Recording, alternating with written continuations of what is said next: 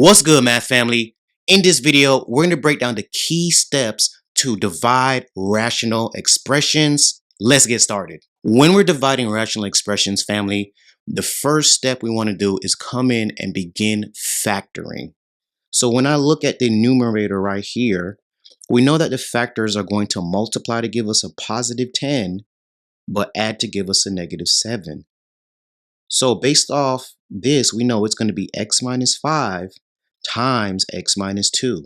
We'll get the 7 when we combine them, the 10 when we multiply. Now in the denominator, we notice that those two factors will multiply to give us 15. The only factors of 15 are going to be 1 times 15 and 3 times 5. And if they're going to give us a negative 8 when we add, we know that the factors will be x minus 3 times x minus 5. Now, after we divide or factor the first fraction, I should say, we're now going to take this division symbol, turn it into multiplication, and we have to take the reciprocal of the second fraction. So when I begin factoring this now, x squared plus 3x minus 18. Now this is going to be in the numerator, and it's going to turn into x plus 6 times x minus 3.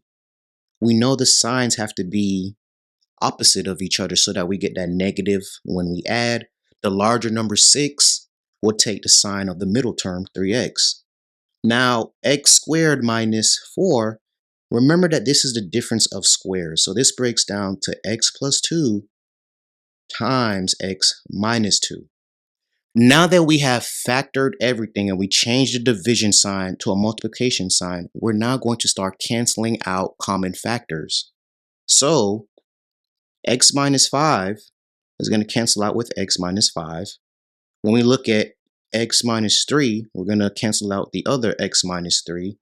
And the same thing with x minus 2 and x minus 2. So when we look at what's left, all we have is x plus 2 divided by, x plus 6 divided by x plus 2.